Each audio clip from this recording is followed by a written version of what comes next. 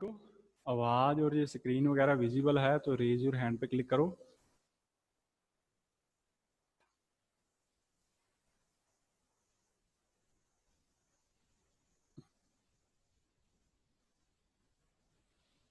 अभी ये संजना ने कल भी क्लास नहीं लगाई और आज भी एब्सेंट है।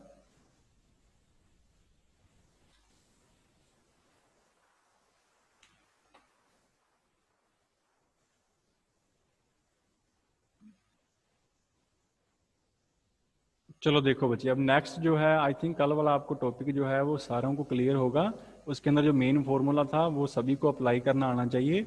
अब जो नेक्स्ट है वो है आपके पास, that is your Maxwell distribution law of speed of molecules of a gas. ठीक है, दैट मीन्स कि आज हमने जो एक्सप्लेन करना है वो है आपके पास, that is a law of speed. आज स्पीड के बारे में डिस्कशन करना है। ठीक है, अब यहाँ पे जो हम स्टार्टिंग कर रहे हैं वो कैसे कर रहे हैं, वैसे सेम ही है। वैसे वो कंटेनर वगैरह ले लो, गैस कंसीडर करनी है, उसकी वॉल्यूम वगैरह होगी। आज बस वो गैस हमने जो कंसीडर की थी वो आज हमने अलग वे से डिस्कशन करना है। आज हमने उसको फेज स्पेस कंसीडर कर लिया। ठीक है, कंसीडर ए फेज स्पेस। अब उस फेज स्पेस के अंदर क्या होगा, जैसे हमने पहले डिस्कशन कर रखा है कि ये मेरे पास अगर कोई फेज स्पेस है तो उस फेज स्पेस के अंदर लार्ज नंबर ऑफ सेल्स होंगे जिनका सभी का साइज क्या होगा, इक्वल साइज होगा। ठीक है, तो आज हमने क्या करना है, एक फेज स्पेस कंसीडर करना है।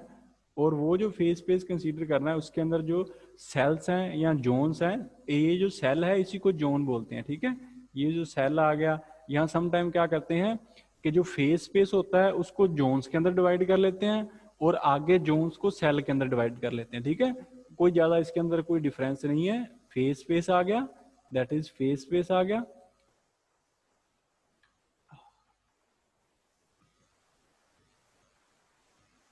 अब देखो, अगर मेरे पास फेस स्पेस है, फेस स्पेस के लिए बाद में फेस स्पेस को क्या करते हैं, जोन्स के अंदर डिवाइड कर देते हैं।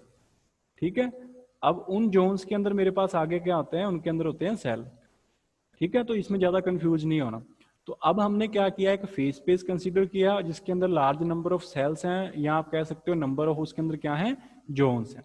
ठीक है, अब उसके बाद में देखो हमने एक स्पीड की रेंज कंसीडर लेनी है, बिकॉज हम यही तो फाइंड कर रहे हैं ना। वेलोसिटी के अंदर भी यही किया था, हमने रेंज निकाली थी v x up to v x plus d x. और सेम हमने यहाँ पे करना है। अब यहाँ पे क्योंकि स्पीड है तो स्पीड की डायरेक्शन तो कोई होती नहीं है, वो स्केलर क्वांटिटी है। तो सिंपली हम v to v plus d v consider करेंगे। ये देख लो, v to v plus d v, ये हमने क्या करनी है, रेंज कंसीडर कर लेनी है। ठीक है, तो फेज स्पेस कंसीडर करो, उसके अंदर नंबर ऑफ मेरे पास क्या है, जोन्स हैं, या उसके अंदर नंबर ऑफ सेल्स हैं। और उन सेल्स के अंदर हमने जो स्पीड कंसीडर करनी है मॉलिक्यूल की, किस रेंज के अंदर हमने ये सारा टॉपिक स्टडी करना है, वो रेंज है v से लेकर v प्लस डी वी। ठीक है ना, from v to v plus d v, ये अपनी रेंज है। अब इसके में हमने सेम ही करना है जैसे वहां पे किया था। हमने आयत सेल कंसीडर कर लेना, ये मान के चलो आपका आयत सेल है। ठीक है, अब आयत सेल है, या आप आयत जोन कंसीडर कर लो। तो इन्होंने पहले क्या कर रखा है, जैसे मैंने यहाँ पे ये एक्सप्लेन किया ना, ये सारे बच्चे इसको अच्छे ढंग से कर लो कि फेस स्पेस को जोन्स के अंदर डिवाइड कर देते हैं और ईच जोन के अंदर नंबर ऑफ क्या होंगे, सेल्स होंगे। ठीक है, तो अब हमने क्या किया, हमने ये कंसीडर कर लिया, हमने जोन कंसीडर कर ली। हमने कौन सी जोन कंसीडर कर ली, आयत जोन कंसीडर कर ली। तो आयत जोन कंसीडर कर रखी है, तो उसके अंदर जो नंबर ऑफ सेल्स होंगे वो कितने होंगे मेरे पास, वो हमने कंसीडर कर लिए जी आई सेल्स। ठीक है, एक बार मैं इसको डायग्राम क्लियरली आपको दिखा रहा हूं, दोबारा देख लो एक बार डायग्राम। ये मेरे पास टोटल जो है ये सारा आ गया मेरे पास फेज स्पेस है। इसके अंदर नाम ये मान के चलो, इसको हमने 4 जोन्स के अंदर डिवाइड कर दिया। ये 2 जोन्स होगी और ये 2 जोन्स अलग होगी। ठीक है, ये अलग अलग जोन्स हैं। पहले सारा फेज स्पेस था, उसको हमने 4 जोन्स के अंदर डिवाइड कर दिया। अब उस जोन्स के अंदर नंबर ऑफ सेल्स पड़े हैं, ये देख लो इस तरह से उसके अंदर नंबर ऑफ सेल्स पड़े हुए हैं। ये नंबर ऑफ सेल मान के चलो, इन सभी का साइज वगैरह क्या है, सेम है। तो ये आपके पास नंबर ऑफ सेल्स हैं, सेम सभी के अंदर होंगे। ठीक है, तो हमने क्या किया, हमने पहले ये वाली जो जोन है कंसीडर की, मान के चलो ये जो जोन है वो आयत जोन है, ये हमने कंसीडर कर ली। और इसके अंदर ये नंबर ऑफ सेल कितने पड़े, ये वाले ऐसे सेल कितने हैं वो मान के चलो कितने हैं, जी आई नंबर ऑफ क्या है सेल, उसके अंदर कितने हैं, जी आई। ये चीज क्लियर है? ये हमने पहले नहीं की थी उस केस के अंदर, यहाँ पे हमें अलग वे से उसका डिस्कशन कर रहे हैं, ठीक है। तो फेज स्पेस होगा, उसको आप नंबर ऑफ जोन्स के अंदर डिवाइड करोगे, और उन जोन्स के अंदर नंबर ऑफ क्या होंगे, सेल्स होंगे। तो फॉर एग्जांपल लेट करोगे, हमने जो कंसीडर की है जोन कौन सी कंसीडर कर रखी है, ith जोन कंसीडर कर ली, उसके अंदर नंबर ऑफ सेल कितने हैं, that is your GI number of cells. Clear है सभी को? अब नेक्स्ट देखो, अब जो नेक्स्ट है वो आएगा मेरे पास, सेम हमने वही लॉ यूज करना है जो वहां पे किया था। वहां पे क्या था, वहां पे हमने Ni इज इक्वल टू, वो आया था A e⁻ minus beta EI। यहाँ पे भी लगभग वही है, बस यहाँ पे ये कंडीशन आ गई क्योंकि यहाँ पे हमने I जो है जोन कंसिडर की है, ना कि I हमने कोई सेल कंसिडर किया है। तो I हमने जोन कंसिडर किया तो उसके अंदर सेल कितने हैं, बस सेल आगे मेरे पास GI से मल्टीप्लाई कर दो, इक्वेशन सेम ही है। Ni की जगह ये कैपिटल Ni हो गया बस, ठीक है। तो बस थोड़ा सा रिलेट करके चलो जो हमने वहां पे किया था और जो हम इस टॉपिक के अंदर कर रहे हैं, ठीक है। तो दोनों चीजों को रिलेट करो। आई थिंक क्लियर होगा सभी को ये वाला, वो बोल्ट्जमैन जो मैक्सवेल बोल्ट्जमैन लॉ है वो हमने यहाँ पे यूज किया। फिर EI की वैल्यू क्या होगी, 1/2 mv²।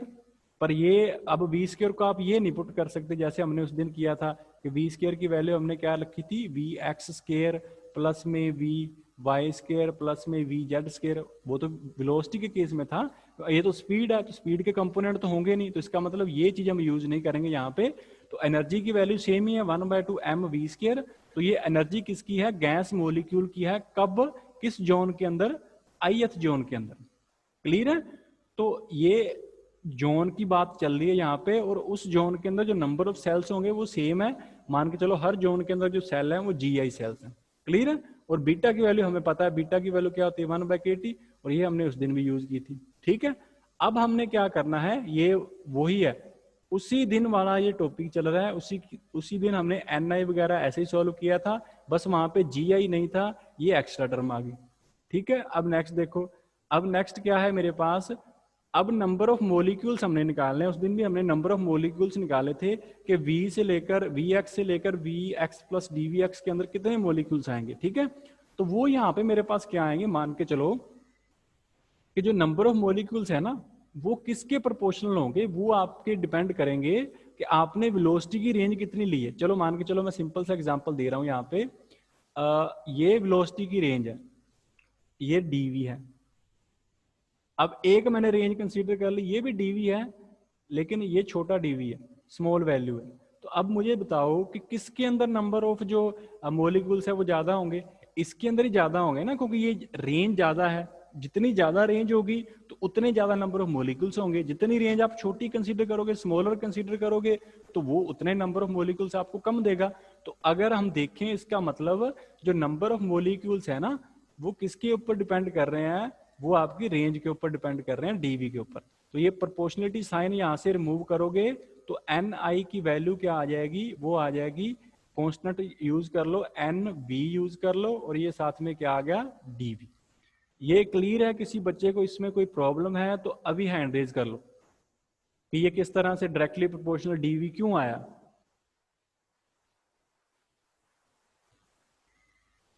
हाँ बच्चे, रवीना इसमें ये समझ नहीं आया क्या?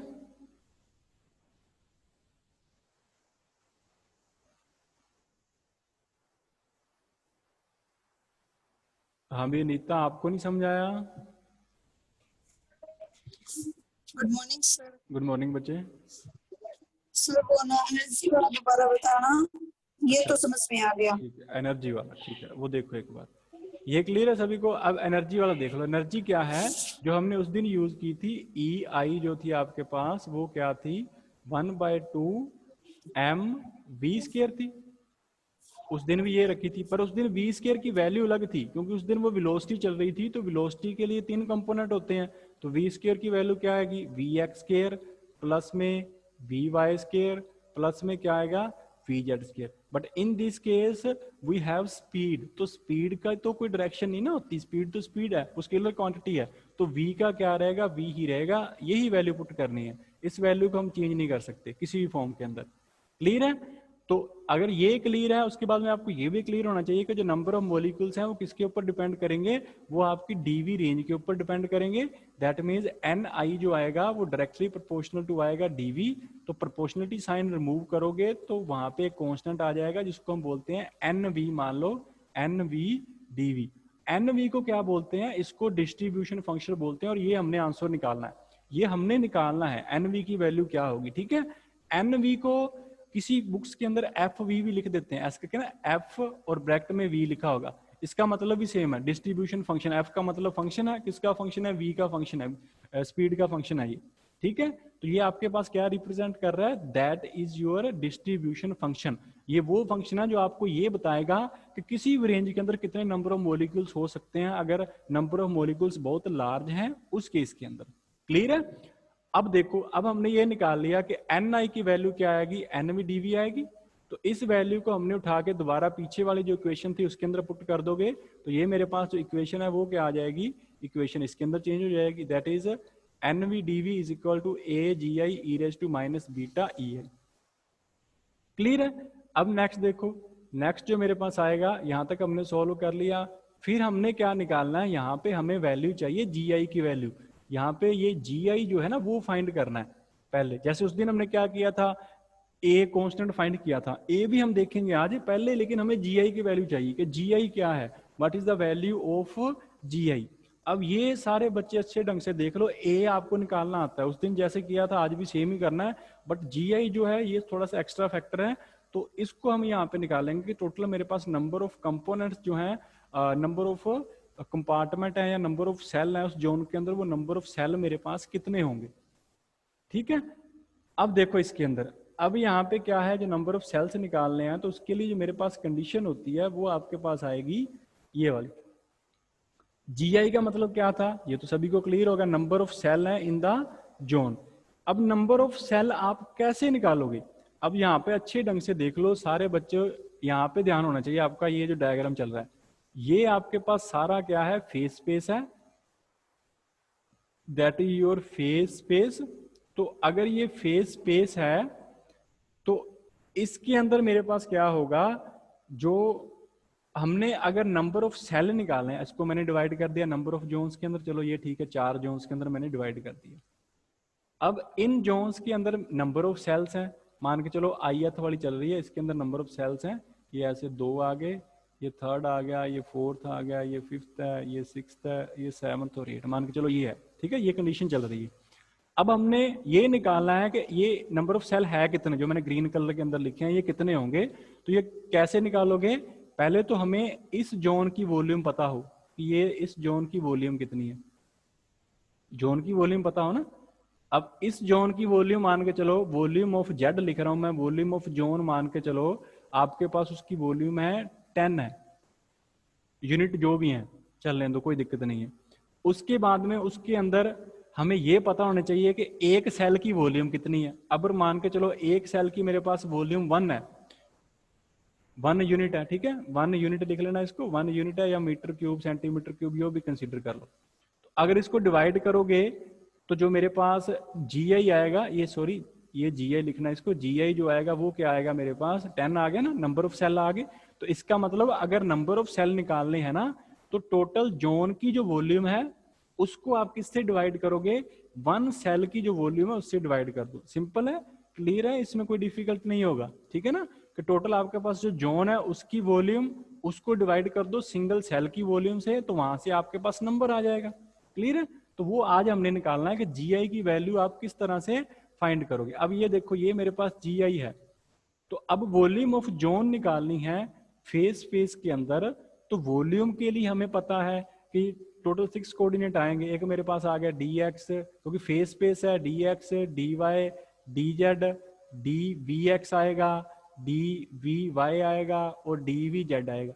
अब अगर बच्चों का आपका जो क्वेश्चन है वो यहाँ पे ये है कि सर अब यहाँ पे तो स्पीड चल रही है, तो ये 3 कंपोनेंट क्यों आ गए। हाँ स्पीड तो चल रही है, बट हम बात किसकी कर रहे हैं, फेस स्पेस की बात कर रहे हैं। तो फेस स्पेस तो dvx, dvy, dvz आएगा, वो अलग बात है कि हम टॉपिक किसका सोलो कर रहे हैं, स्पीड का सोलो कर रहे हैं। क्लियर है, क्योंकि फेस स्पेस की वॉल्यूम लिखनी है, तो that means 6 coordinates are required, x, y, z, vx, vy and vz। अगर वॉल्यूम निकालनी है तो कितने इंटीग्रेशन यूज करोगे, 6 कोऑर्डिनेट है तो कितने इंटीग्रेशन आएंगे, 6 इंटीग्रेशन। अब वन सेल की वॉल्यूम कितनी होती है, वो मैंने स्टार्टिंग वाला जो फर्स्ट लेक्चर लिया था उस दिन आपको डिस्कशन किया था कि सेल का जो साइज हो सकता है वो एच हो सकता है, एच से नीचे नहीं हो सकता। Minimum size according to quantum mechanics आपके पास जो साइज होगा दैट इज योर एच होगा, एच से लोअर नहीं आप इसका सेल जो साइज है वो कम कर सकते। क्लियर है? तो अगर एच वॉल्यूम है तो यहाँ पे मैं अपने पास जो कंडीशन आ गई वो आपके पास इक्वेशन नंबर कौन सी आ गई, ये वाली आ गई इक्वेशन नंबर 4। यहाँ तक क्लियर है सभी बच्चों को? अगर किसी को प्रॉब्लम है तो हैंड रेज करो। चलो ठीक है, अब नेक्स्ट देखो। नेक्स्ट यहाँ पे मेरे पास क्या है कि ये तो हमने कल भी सोल्व किया था, dx dy dz, इसका इंटीग्रेशन क्या आएगा, volume, that is volume of position coordinate. चलो ठीक है, अब बचा क्या, अब ये 3 बच गए, ये हमने सोल्व करने कि ये वैल्यू क्या है, क्योंकि हमें पता है कि dvx dvy dvz तो रह नहीं ना सकता, बिकॉज ये तो वेलोसिटी कंपोनेंट हो गए, हमें स्पीड में चाहिए आंसर, तो इसीलिए इनको भी यहाँ से रिमूव करना पड़ेगा, इनकी भी वैल्यू हमें फाइंड करनी पड़ेगी, किसी भी प्रोसेस से फाइंड करो, but we have to find the value of these 3 dvx dvy dvz, total integration solve करना पड़ेगा। तो अब अगर हमने सोल्व करना है ना, तो अब कैसे सोल्व करोगे, ये देखो, इसको अच्छे ढंग से कर लो, तभी आपका जीआई क्लियर होगा कि जीआई कैसे फाइंड होगा। अब यहाँ पे हमने क्या कंसीडर किया है, v कंसीडर किया है, वेलोसिटी v है ये, तो इसका मतलब इसके कंपोनेंट नहीं होंगे, इसके नॉट इट्स कंपोनेंट, ध्यान रखना, क्योंकि ये स्पीड वाला टॉपिक चल रहा है, तो दैट मीन्स हमने उसका v कंसीडर करना है, ना कि dvx dvy dvz। क्लियर है? तो इसको सोल्व करने के लिए हम कैसे करेंगे, इसको सोल्व करने के लिए हम क्या कर रहे हैं, क्योंकि ये आपको पता है कि ये अगर 3 कोऑर्डिनेट हैं, क्योंकि 3 सोल्व कर रहे हो ना, vx vy vz, तो डायग्राम आपका 3D डायग्राम बनेगा। अब देखो यहाँ पे मैं डायग्राम ड्रॉ कर रहा हूँ, सारे बच्चे ध्यान से देख लो, दैट इज योर ये 3D डिमेंशनल स्पेस हो गया। एक साइड आपकी एक्सिस vx है, और इस साइड जो आपकी एक्सिस है वो vy है, इस साइड जो एक्सिस है वो आपकी vz है। क्लियर है? अब vx vy vz है, तो हमें क्या करना होगा, हमें ऐसे अब क्या करना है, अब हमने एक यहाँ पे सर्कल ड्रॉ करना है। अब सर्कल नहीं, आप 3D, क्योंकि ये आपका उस दिन भी मैंने बोला था 3D डिमेंशनल जो होगा, तो 3D डिमेंशनल के अंदर सर्कल नहीं होता, 3D स्पेस के अंदर स्फीयर होता है। तो हमने एक स्फीयर ड्रॉ करना है, मान के चलो जो हमने स्फीयर ड्रॉ किया वो आपका स्फीयर ये है, ये मान लो स्फीयर है, और इसका जो रेडियस है वो आपका क्या होगा, इसका रेडियस होगा, मैं ग्रीन कलर से रिप्रेजेंट कर रहा हूं, ये इसका रेडियस है v। ठीक है? अब बाद में क्या करना है, क्योंकि हमने रेंज कंसीडर करने किसके अंदर करनी थी, v से लेकर v प्लस dv। तो इसका मतलब पहला आपने स्फीयर ड्रॉ करना है v रेडियस का, और दूसरा आपने ड्रॉ करना है v प्लस dv रेडियस का। अब देखो, अब मैं दूसरा स्फीयर ड्रॉ कर रहा हूं यहाँ पे, ये मेरे पास सेकंड स्फीयर है, ये आ गया मेरे पास सेकंड स्फीयर, और इसका जो रेडियस है वो मेरे पास क्या है, वो इसका ये वाला जो रेडियस है वो आपके पास क्या है, ये जो टोटल रेडियस आएगा ये आपके पास है v प्लस में dv। क्लियर है? तो दैट मीन्स एक का रेडियस v प्लस dv है, दूसरे का v है, तो दोनों के इन बिटवीन जो ये स्पेस आएगा ये फिर कितना आएगा, ये dv आएगा ना। ये चीज क्लियर है सभी को? ये मेरे पास क्या आएगा, dv आएगा। अगर इस डायग्राम में किसी बच्चे को कोई प्रॉब्लम है तो अभी हैंड रेज कर लो। चलो ठीक है, क्लियर है। तो इस तरह से आपने वो डायग्राम ड्रॉ करना है। अब देख लो कि क्यों ड्रॉ किया ये डायग्राम, बिकॉज हमने क्या फाइंड करना है, हमने वो जो वेलोसिटी कंपोनेंट्स है ना तीनों, dvx dvy dvz, इनका इंटीग्रेशन फाइंड करना है। अब आ गया इनका इंटीग्रेशन। अब देखो ये x के अंदर चल रहा है तो ये dvx हो गया ना, इतना इतना, ये x के स्पेस के अंदर dvx आ गया। अब ये y के स्पेस के अंदर ये इतना इतना, उसके लिए dvy आएगा, और ये z के लिए इतना इतना, उसके लिए dvz आ जाएगा। इन तीनों का जो भी ये इतना टोटल आएगा वो सारा आपके पास क्या आ जाएगा, जो हमें इंटीग्रेशन सोल्व करना है ये सारा वो आ जाएगा। इन बिटवीन अंदर वाला पार्ट हमें नहीं चाहिए, v रेडियस वाला नहीं चाहिए, इन दोनों के इन बिटवीन जो दो स्फीयर बने हैं उन दोनों के अंदर जो डिफरेंस है ना, जो ये सर्कल सा आपको दिखाई दे रहा है वो निकालना है हमें। ठीक है? वहां से हमें ये टोटल इंटीग्रेशन सोल्व होगा, अदरवाइज नहीं सोल्व हो सकता, क्योंकि dvx dvy dvz चाहिए, इसका इंटीग्रेशन करना है। तो क्लियर है? अब देखो ये कैसे सोल्व होगा। अब यहाँ पे अब दो, तो यहाँ पे क्लियर आ गया ना, क्योंकि आपको क्या निकालना है, 3D स्पेस के अंदर चल रहा है तो 3D के अंदर वॉल्यूम ही निकालते हो ना, वहां पे एरिया तो नहीं होता, एरिया तो 2D के लिए आएगा। अगर दो लेंथ चल रही है तो 2D है। अब यहाँ पे तीन चल रही है, Vx Vy Vz, तो इट मीन्स आप क्या फाइंड करोगे, you need to find volume, आपने उसकी वॉल्यूम फाइंड करनी है।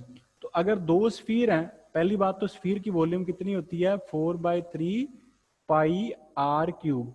पर यहाँ पे दो स्फीयर हैं, एक का रेडियस ज्यादा है, मान के चलो पहले वाले का जो रेडियस है, तो हमें वॉल्यूम निकालनी है। तो क्या करोगे, वॉल्यूम ऑफ जो बिगर रेडियस है बी, उसमें से वॉल्यूम माइनस करोगे जो आपके पास स्मॉलर वॉल्यूम है। ऐसे ही फाइंड करोगे ना, मैथमेटिकल कंसेप्ट है, सिंपल है। बिगर में से जो आपके पास स्मॉलर है वॉल्यूम, वो माइनस कर दो, और ये हमें वॉल्यूम जो चाहिए, ये वाली जो मैंने पेन से इस तरह से डोनेट कर रखी है, वो वॉल्यूम आ जाएगी। तो वो कैसे फाइंड करोगे, ये बिगर है तो दोनों के लिए देखो 4/3 पाई आर क्यूब, माइनस दूसरे के लिए भी 4/3 पाई आर क्यूब आएगा, पर दोनों का रेडियस अलग अलग होगा। अब ये रेडियस किसका है, ये बिगर का रेडियस है, और ये रेडियस किसका है, स्मॉलर का रेडियस है। अब बिगर का रेडियस क्या है, जो रेडियस ऑफ बिगर स्फीयर है वो अभी हमने किया है, वो v प्लस dv आएगा, और जो स्मॉलर है उसका जो रेडियस आएगा वो मेरे पास क्या आएगा, रेडियस ऑफ स्मॉलर है, दैट इज v होगा। क्लियर है सभी को, इसमें कोई कंफ्यूजन है तो हैंड रेज कर लो अभी, नहीं तो ये जस्ट वॉल्यूम हमने सोल्व करनी है। किसी बच्चे को कोई प्रॉब्लम इसमें, क्लियर है, चलो ठीक है। अब नेक्स्ट देखो, अब जो मेरे पास नेक्स्ट आएगा वो आएगा, ये वॉल्यूम कैसे सॉल्व करनी है। ये देखो यहाँ पे लिखी हुई है, bigger minus radius bigger minus radius smaller, ये 4/3 पाई दोनों में था, बाहर निकाल लिया। अब रेडियस बिगर क्या था, v प्लस डी, और रेडियस का क्यूब करना है तो अपर क्यूब हो जाएगा। वैसे ही स्मॉलर रेडियस क्या था, ओनली v था, अब उसका भी हम क्यूब कर देंगे। तो यहाँ से सॉल्व कैसे करोगे, a प्लस बी का क्यूब जो है उसका जो फॉर्मूला है वो मेरे पास क्या है, that is a cube plus में b क्यूब, और प्लस में क्या आएगा 3a² b, और प्लस में मेरे पास आएगा 3ab²। क्लियर है, तो ये फॉर्मूला अप्लाई कर लेना। ये फॉर्मूला अप्लाई करोगे तो ये मेरे पास जो कंडीशन है वो आपके पास आ गई, ये वाली देख लो, a क्यूब प्लस में b cube plus 3a² b plus 3ab², और ये माइनस क्या है, v क्यूब है। तो अब क्या होगा, इस माइनस v क्यूब से ये माइनस v क्यूब कट जाएगा, ठीक है। अब यहाँ पे देखो, अब यहाँ पे क्या होगा, ये मेरे पास जो dv है ना, अब अगर dv है, इसकी तो वैल्यू ऑलरेडी मेरे पास क्या है, स्मॉल है। तो अगर इसकी वैल्यू स्मॉल है, ऊपर से आप इसका क्यूब कर रहे हो, तो वो भी मेरे पास वैल्यू क्या होगी, दैट इज लेस देन 1 हो जाएगी। जैसे फॉर एग्जांपल अगर 0.1 है, अब 0.1 का स्क्वायर कर लो, तो 0.1 का स्क्वायर करोगे तो ये 0.01 ये हो जाएगा, क्यूब करोगे तो ये फिर पॉइंट्स के अंदर चला जाएगा ना, तो ये स्मॉल वैल्यू है। तो इसीलिए आप इसको क्या करोगे, इसको भी नेग्लेक्ट कर दो, इसकी वैल्यू 0 पुट कर रखी है। उसके बाद में ये जो वैल्यू है, ये इसको भी दूसरा, इसको भी हम क्या करेंगे, इसको भी आप करोगे नेग्लेक्ट। इतना देखो, क्लियर है सभी बच्चों को, करो चेक।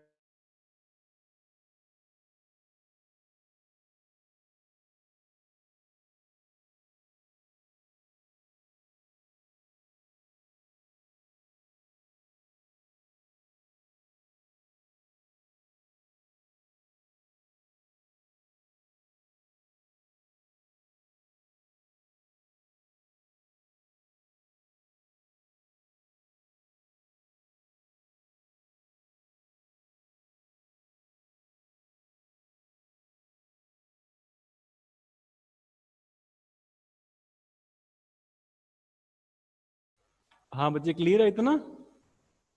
अब देखो नेक्स्ट क्या है, ये सारी कटिंग वगैरह करोगे तो यहाँ से अपने पास ये देखो, ये बचा क्या है, v क्यूब से v क्यूब तो कट गया।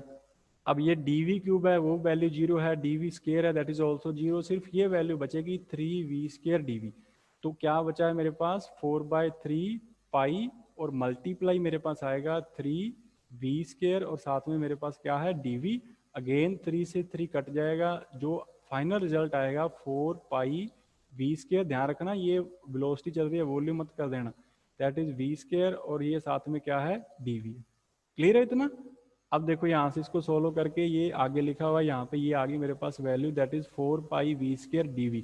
और ध्यान रखना ये v को कहीं वॉल्यूम मत कर देना, सारा ही वहां पे गलत हो जाएगा। ये v वेलोसिटी है और दूसरा कैपिटल V जो है वो वॉल्यूम है, ठीक है। अब नेक्स्ट देखो, अब अगर उस इक्वेशन के अंदर ये वैल्यूज पुट करोगे, हमने वैल्यू फाइंड कर ली ना, ये इन तीनों की वैल्यू ये आ गई, और जो वो दूसरे 3 वैल्यूज थे, that is d x, d y, और थर्ड वन था डी जेड, इनकी वैल्यू क्या होती है? इनकी वैल्यू वी होती है ना। तो यहाँ से अगर सोल्व करोगे तो आपके पास आंसर आ जाएगा ये वाला, जी आई की वैल्यू क्या आ जाएगी? फर्स्ट की वैल्यू क्या है? वी है, वो यहाँ पे पुट कर दी, और थर्ड जो दूसरे 3 इंटीग्रेशन थे उनकी वैल्यू ये आ गई, वो पुट कर दी, और divide by volume of one cell वो पुट कर रखी है। तो ये सारी वैल्यूज पुट कर लेना यहाँ पे, वही आपकी इक्वेशन नंबर 4 है, उसके अंदर पुट करोगे तो ये आपको ये इक्वेशन मिलेगी, that is your equation number 5 है।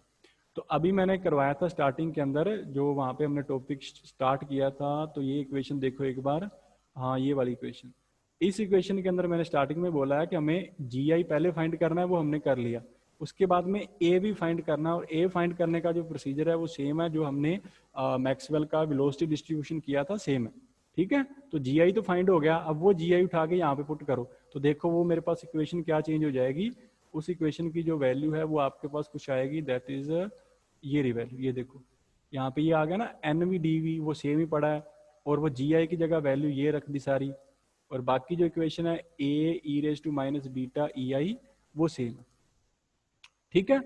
अब जो नेक्स्ट है वो देखो, यहाँ पे आपके पास ये वी स्केयर है, उसको हमने इस ई वाली जो इक्वेशन है उसके साथ लिख लिया, और साथ में आ गया मेरे पास डी वी वैल्यू आ गई। क्यों लिखा है इसके साथ? बिकॉज इसका एक इंटीग्रेशन होता है, वो हमें सॉल्व करना आता है, जो हमने उस दिन किया था, integration of x raise to n e raise to minus beta x square d x, इसकी वैल्यू क्या होगी? Gamma n plus 1 divide by 2, और alpha raise to n plus 1 by 2 उस दिन हमने की थी, तो ये भी वैल्यू वही पुट करनी है, इसलिए हमने इसको इस फॉर्म के अंदर कन्वर्ट किया, ठीक है। अब देखो यहाँ पे क्या होगा, अब ई आई की वैल्यू क्या थी? ई आई की वैल्यू क्या थी? अभी हमने निकाली क्या है आपको पता है, काइनेटिक एनर्जी होती है 1/2 एम वी स्क्वायर है, तो ये वैल्यू पुट करोगे, इज इट क्लियर? अब ये वैल्यू सारी उठा के यहाँ पे पुट करोगे तो ये इक्वेशन आपके पास चेंज हो जाएगी इस फॉर्म के अंदर, ये देख लो।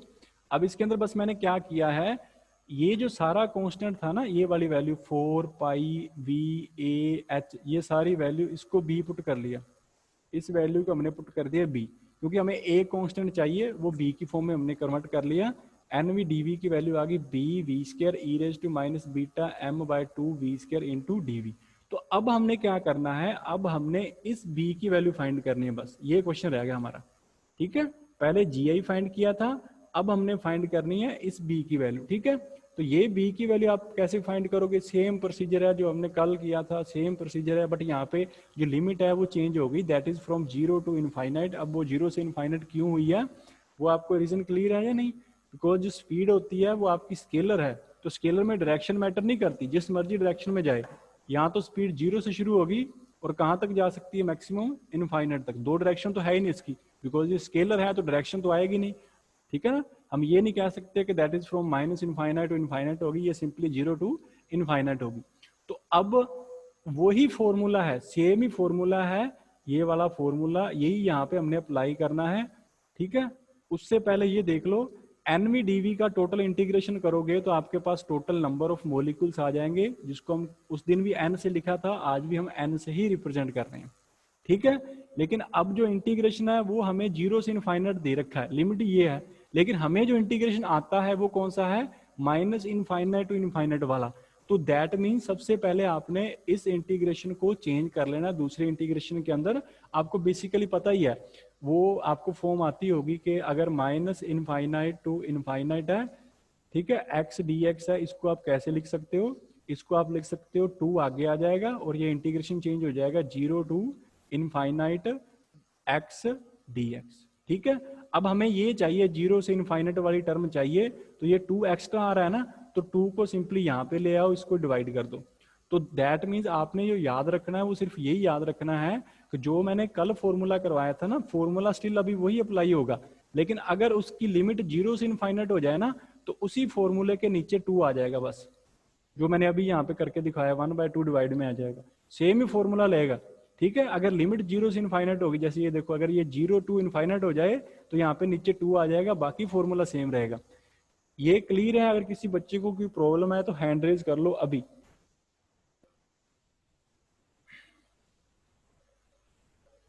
क्लियर होगा, ठीक है। चलो अब देखो, ये जो फॉर्मूला यहाँ पे मैंने बस सोल्व करके दिया हो, आपको कैसे सोल्व करना है ये देख लेना, ये आपके ऊपर है। सिंपल मैथमेटिक्स है, नॉन मेडिकल वाले स्टूडेंट हो कर लोगे इसको। ये देखो ये फॉर्मूला बनेगा, ये फाइनल फॉर्मूला आएगा कि अगर लिमिट 0 से इनफाइनाइट है तो बाकी फॉर्मूला वो सेम ही रहेगा, बस उसको डिवाइड कर देना किसके साथ, 2 के साथ, सेम ही फॉर्मूला है। क्लियर है? तो अब वो वहां पे दोबारा अप्लाई करोगे फॉर्मूले को, तो वो जो फॉर्मूला है वो आपने सॉल्व कर लेना है। बस आपके पास क्या है, यहाँ पे देख लो, मैंने चलो फिर कंपैरिजन करके दिखा दिया कि ये उस दिन जो हमने किया था x raise to n e raise to minus alpha x square dx, तो n की वैल्यू अगर कंपेयर करोगे तो n की वैल्यू क्या है, यहाँ पे 2 है, यहाँ पे n, तो यहाँ पे 2 आ गया। अल्फा की वैल्यू क्या है, कंपेयर करोगे तो बीटा m/2 वैल्यू किसकी आ गई, अल्फा की वैल्यू। तो अब अगर इस इंटीग्रेशन को सॉल्व करोगे तो आपका इंटीग्रेशन क्या आएगा, gamma n plus 1 divide by 2। n की वैल्यू कितनी है, n की वैल्यू 2 है, वो हमने यहाँ पे पुट कर दी। अब अगर इंटीग्रेशन 0 से इनफाइनाइट है तो नीचे 2 आएगा, ये देखो यहाँ पे 2 लिखा हुआ है। उसके बाद में अल्फा की वैल्यू क्या लिखनी है, जो ऊपर वैल्यू होती है वही वैल्यू नीचे आएगी, तो beta m/2 raise to 2 plus 1 divide by 2 आ गया। तो इसको सोल्व करोगे तो ये आ गया गामा ऑफ 3/2, ये नीचे सेम पड़ा हुआ है। ठीक है, अब बस ये गामा 3/2, सारे बच्चे ध्यान से देख लो, गामा 3/2 कैसे सोल्व होगा। गामा ऑफ n जो होता है ना, उसका मतलब n-1 फैक्टोरियल भी होता है, और ये अच्छे ढंग से लिख लेना और याद कर लो इसको। गामा फंक्शन को आप फैक्टोरियल में भी चेंज कर सकते हो। अगर नहीं करना तो कैसे सोल्व करोगे, गामा ऑफ 3/2 है, इसका मतलब होगा इसमें से एक माइनस कर दो, 1/2 आ गया, उसमें से फिर एक माइनस कर दो, वो -1/2 आ गया, पर -1/2 की वैल्यू को रूट लिखते हैं, रूट ऑफ पाई। क्लियर है? तो गामा 3/2 की वैल्यू क्या आएगी, गामा 3/2 की वैल्यू आएगी रूट पाई बाय 2 आएगी। अब मैं एक और करवा रहा हूं, अगर गामा 5/2 सोल्व करना है तो वो कैसे सोल्व करोगे, वो आपके पास आएगा 5/2 में से एक माइनस करो 3/2, 3/2 में से फिर एक माइनस करो 1/2, और 1/2 में से एक और माइनस करोगे तो माइनस में हो जाएगा, तो उसको रूट पाई लिखते हैं। ठीक है, तो ये यहां तक अप्लाई करके ये इतनी वैल्यू यहां तक कल निकाल लेना, और जो नेक्स्ट है मेरे पास वो आपके पास यहां तक, इससे नेक्स्ट जो है वो कल करेंगे, यहां तक कर लेना सारे बच्चे। क्लियर है? अगर यहां तक किसी बच्चे को कोई प्रॉब्लम है तो हैंड रेज कर लो, अभी यहां तक जो है आपने सोल्व करना है कल, इससे आगे जो है वो फिर नेक्स्ट करेंगे। क्लियर है, हो जाएगा इतना? ठीक है बच्चे, ये कर लेना, और राइट करके इसको जरूर देख लो दोनों को, वेलोसिटी वाला हो गया और जो ये आज वाला है that is your speed distribution वाला। क्लियर है? ठीक है बच्चे, थैंक यू।